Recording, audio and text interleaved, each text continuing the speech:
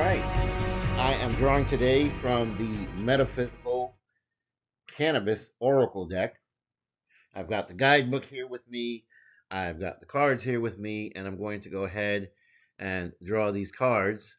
And by drawing these cards, hopefully we will be able to get some messages about what the general collective needs to know at this time.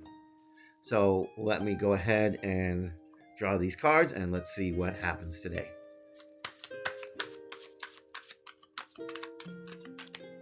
Okay, got a card down here. That's okay.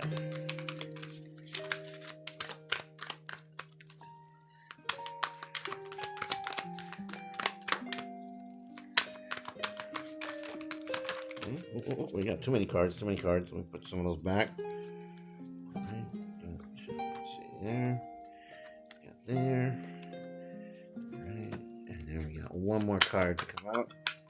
Oh, there it goes. Alright, looks like we have our reading. Alright, so first off, what we have here is we have the Idajo, right, which is karma. So let's see what exactly does that mean, going according to the guidebook here. All right, this card represents the law of cause and effect. It emphasizes accountability for past actions and their consequences. It may suggest cycles coming to completion and the need to reflect on past choices, to clear karma, and to make space for growth. So with this card collective, what I'm getting here is a sense, and if you look at the card itself, it's got here this woman who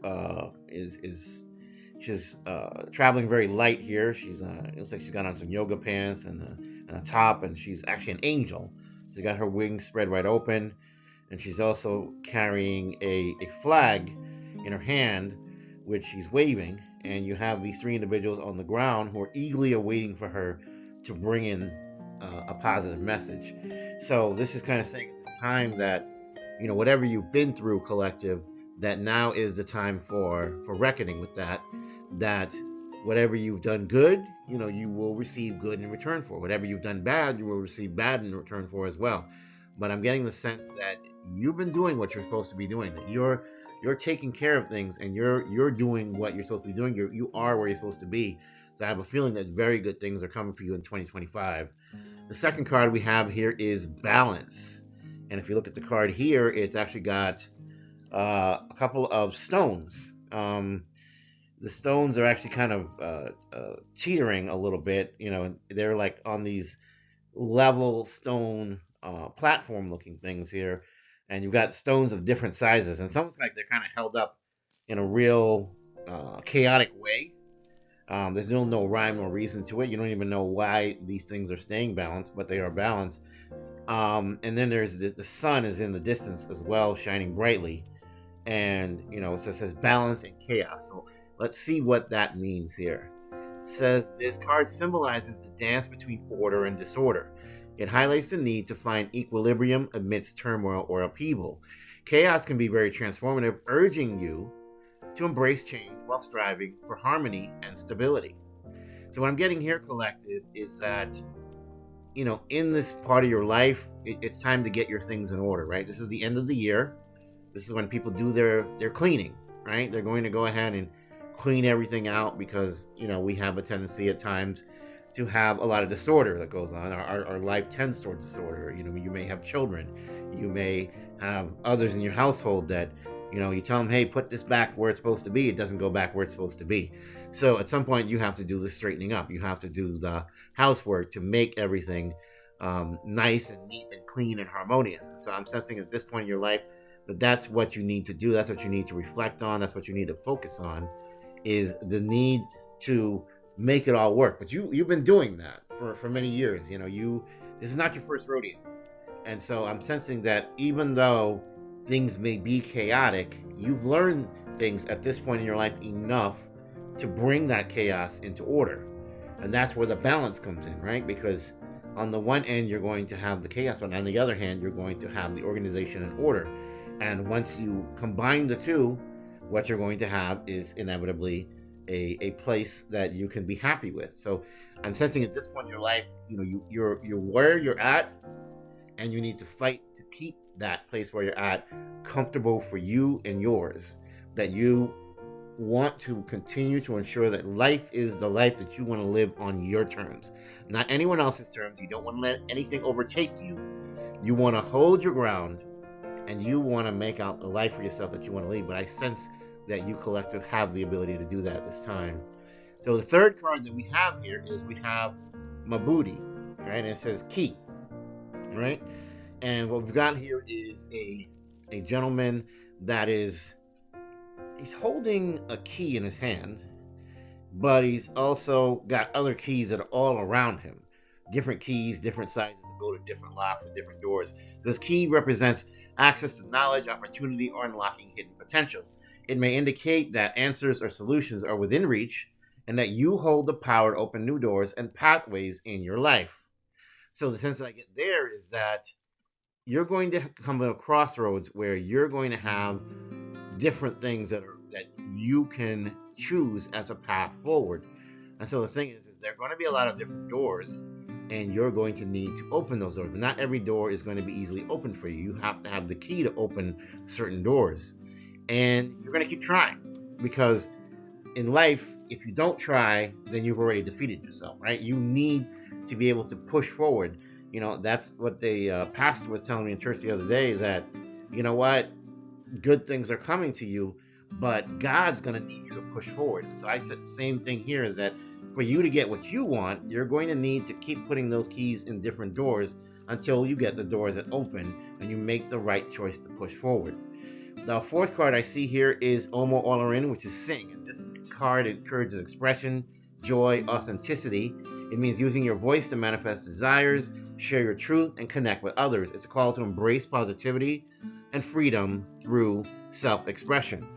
So what I'm seeing here is you've got this young lady who's holding a guitar, and from the guitar you see these lights that are emanating forth. She's got musical notes all around her because she's making this beautiful sound that is just bringing joy wherever she goes. And you've got the light that's emanating from the playing of the guitar, but you also have these doves around her as well, which are symbols of purity. And so between the birds and the notes and the light, you see that this person is a manifester. This person is able to manifest because they have the talent they need to be able to make things that are beautiful, make things that are harmonious, make things that are pleasing. And so you have a lot of talents in you, and you have had these talents for a long time. These are the gifts that are given to us by the divine. So I get the very real sense here that the divine is telling you to not rest on your laurels, not to sleep on your talents, that you need to take up whatever opportunity you have to make something of your talents. Life isn't all about just, hey, you know what, I go to work, I come home, I go to the grocery store, I shop, I buy things for the house, I clean the house, I take care of the kids, I do whatever I have to do. But there's a time for you to enjoy things as well, whether that be going on trips, whether that be going to different events, museum plays, watching sports games, whatever the case may be, however you're going to have fun. But there's also an opportunity for you to use your creativity to do things that are going to manifest a better life for you. So I would suggest at this time that if you have a skill, you have a talent that maybe you haven't had time to kind of spend with, you should go ahead and spend time with that skill or talent and continue to practice it, hone it, perfect it, and bring that to others. Because what is the world if we're not able to bring joy and creativity and happiness to others? So I sense that what's in you is going to bring a lot of joy to other people, and you're going to enjoy it, and it's going to be rewarding for you, whether it be monetarily, whether it be emotionally, whether it be intellectually, whether it be spiritually. There is reward to be gained by using your talents. So I would strongly suggest that you use your talents at this time. The fifth card that we have here, and that's our final card, is the silence retreat, or silence. And so you have a woman here who is sitting on the ground. She is sort of like listening to something. It looks like earbuds, listening to music, and she's just in her own world. She's like meditating, she's reflecting, she has her eyes closed, and you can see all around her is green. You see the leaves, you see the grass, you see the bushes.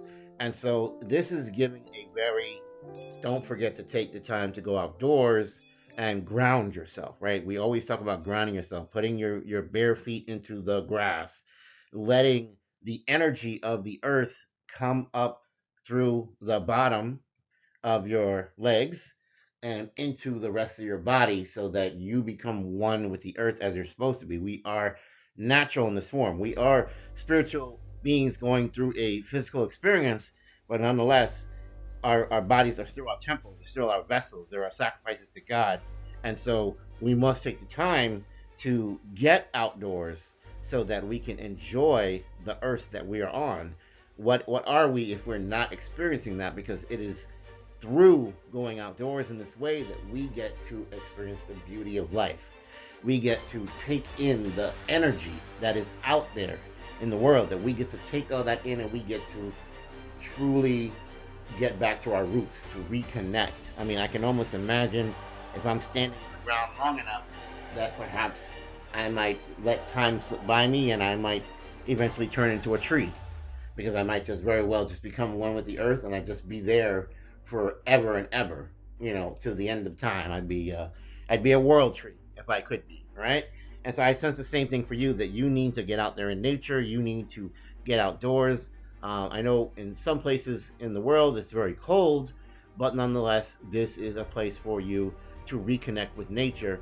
There are a lot of places that are just lovely, and if you're like me and you live in the southern part of the United States, we only really have the two seasons here in Florida: hot and not so hot. It's like, so for us, we don't really have that winter problem at all. So maybe if it needs be that you have to travel from a cold climate to a warm climate to be able to enjoy nature, then maybe you need to do that as well. This is a time when people vacation and holiday in much more beautiful, warmer climates, and so maybe that's another way for you to get out there and experience nature.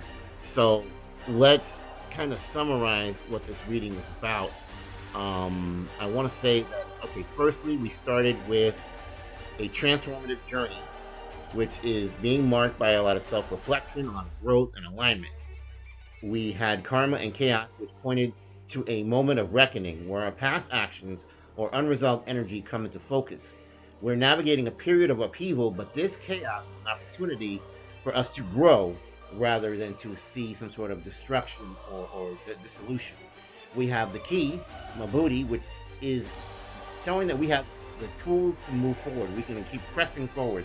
We're going to unlock those doors, and we're going to keep on going forward with bravery and courage. We also have that we're going to express our individuality by the gifts that we have, whether that be through music, any form of entertainment, some skill or talent that you have that can bring joy to others. And then we have silence, which is our time to meditate, to gain clarity, to ground ourselves, to go out in nature, and so that we can hear the messages from the universe and align with our higher purpose. Overall, I think this reading is encouraging you, collective, to embrace transformation by reflecting on your past, which would be 2024 is the immediate past. You want to reflect on that and use that outward expression to unlock new opportunities in 2025. This is a time to trust your intuition, to meditate and achieve your inner peace, and look for new beginnings. And you want to release old patterns that no longer serve you. This cannot be underscored, because as you go through life, life will not stay the same. If you are a creature of habit and you're afraid of letting go, you need to let go. You need to just let the things that didn't work out in the past die, and allow that which has died off to be washed away, cleared away, so that you have space for all the new wonderful things that are going to come into your life. And trust me, you're going to have that, because we don't spend our time here on earth by randomness or happenstance. Everything happens for a reason. So we are learning, we are growing, we are enjoying, we are adapting, and life is meant to be lived. If your life is just a routine, you're doing it all wrong. Start over and get it right, because if you're not experiencing adventures, then you're missing the point of being down here. Why did you incarnate in the first place if you came to do nothing? You need to realize your life purpose. You need to live in it. You need to take it, by the reins, right? When you're in a chariot and you take the horses by the reins, you need to take control of that, and you need to live the life that you want to live. One that makes you happy, one that makes you fulfilled, one that gets you where you need to be so that you can enjoy your life before you're called back home. I hope you enjoyed this message, and I'm going to sign off for now. Thank you so much.